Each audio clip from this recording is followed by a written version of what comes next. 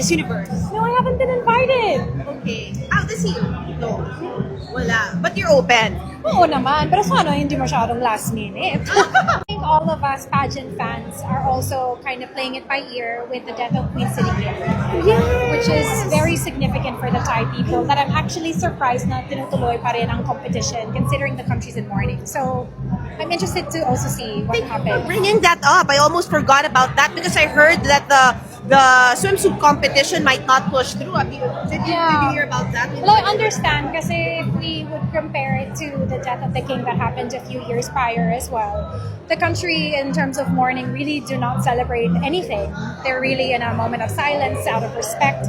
So I think if the event pushes through, even without swimsuit competition, I think dapat thankful tayo na may competition pa rin.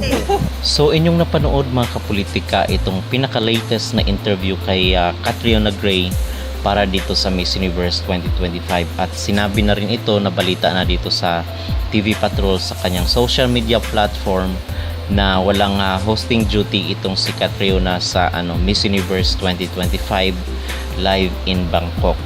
So marami ang mga nagtatanong at nagsasabi na okay lang din kung hindi muna mag-host itong si Catriona Gray kasi doon sa mga previous niya na hosting dito sa Miss Universe is meron daw mga nangyayari na hindi maganda, like non-place tayo kay Celeste, si dito kay Chelsea Manalo is top 30 lang ata siya.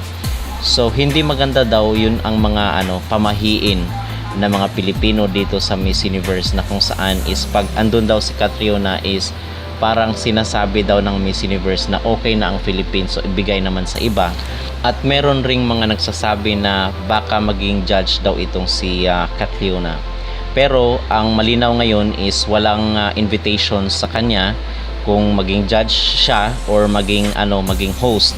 So sabi naman ng TV Patrol is walang hosting duty or responsibility itong si Catriona. Of course, hindi naman siya yung magre-recommend ng sarili niya. Magmumula pa rin sa invitation. But the thing is, I believe na papalitan na siya ni Emma Tiglao.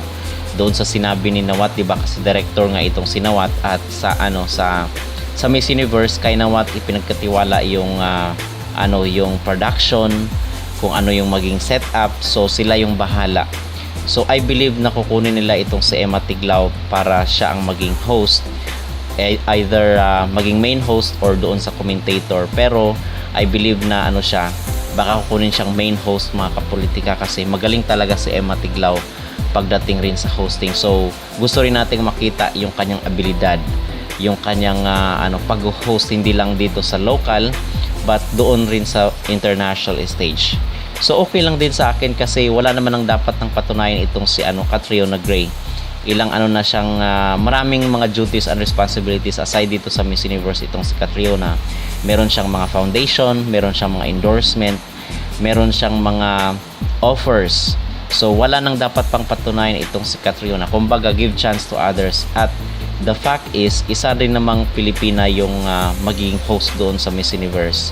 So okay lang din at least matry natin yung iba sa katauhan ni Emma Tiglao. At dito natin masusubok kung ano yung maging placement ng Pilipinas kung wala si Catriona Gray. Okay? Kasi yun kasi talaga ang napapansin ng ating mga netizen.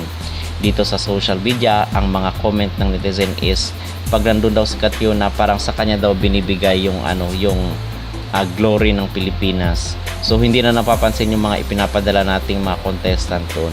Yun lang naman ay sabi-sabi ng mga tao dito sa mga comment section mga kapolitika kasi nagbabasa-basa rin tayo. So ano po ang inyong mag-reaction dito na hindi na host itong si Catriona Gray dito sa Miss Universe 2025 at sabi niya is wala di umanong invitations.